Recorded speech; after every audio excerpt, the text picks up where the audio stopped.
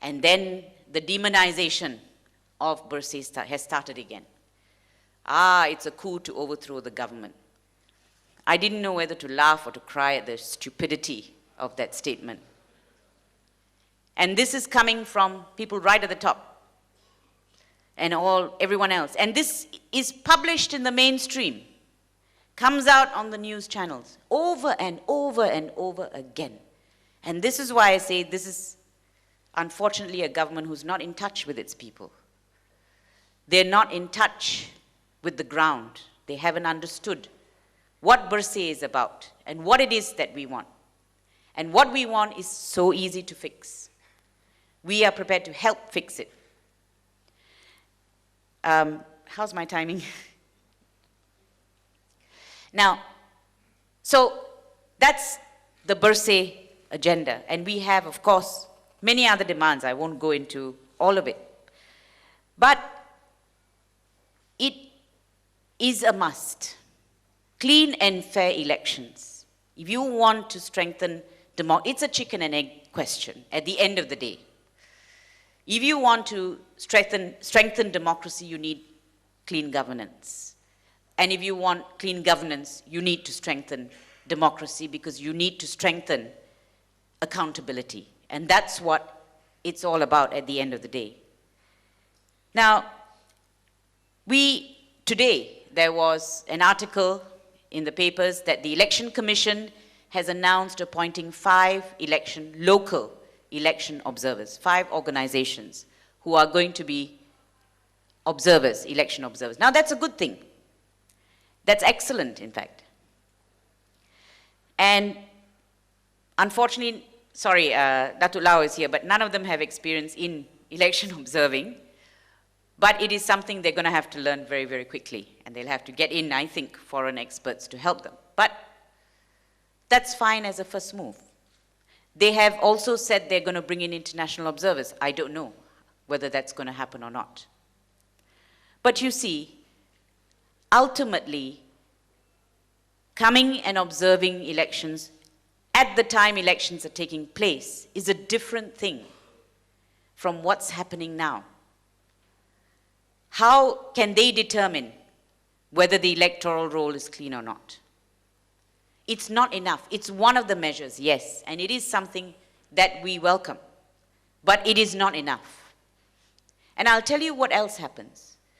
We have a problem with administrative neutrality during the elections. What I mean by this is, and a lot of people don't even appreciate that it's wrong.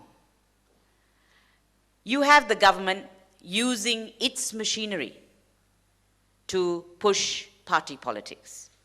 You can see it, can you not?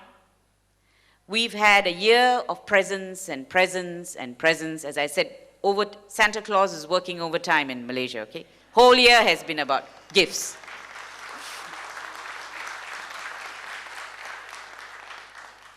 And you know, I know it's wrong. And I can point to legislation that says this kind of treating, well, certainly during the election period, is wrong.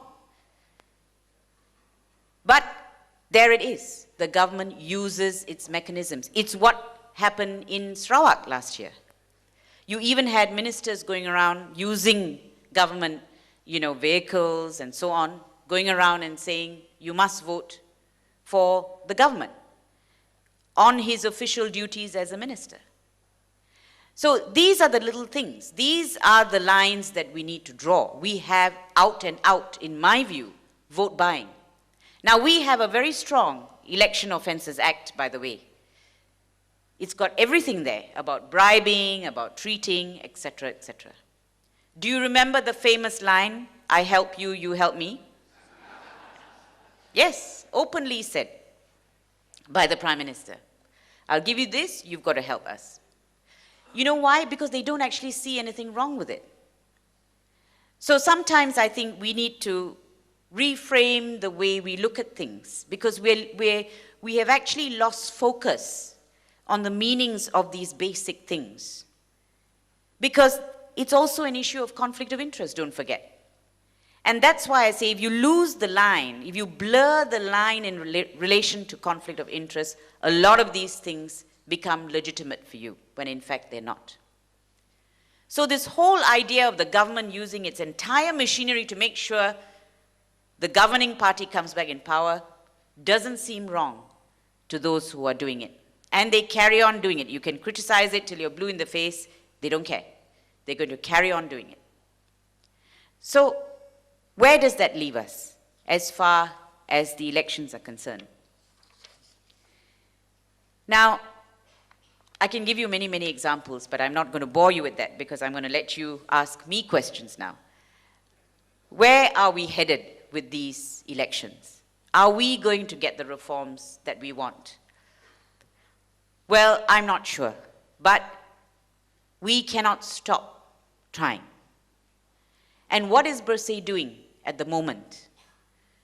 We have decided to go on a campaign to persuade 100% voter. That's the campaign, that's the slogan of the campaign, Jom 100. We want 100% voter turnout. And the reason we're doing that, actually our voter turnout is not too bad, it's 70 plus. We want more. Because we think that with a higher voter turnout, we can actually do something to mitigate the fraud in the system. We can't remove it completely, but we can do something to mitigate it. So that's one of the campaigns. The other campaigns, the other two campaigns we're running is to train people to become polling agents, to come there and be observers. And that's another thing that we're doing.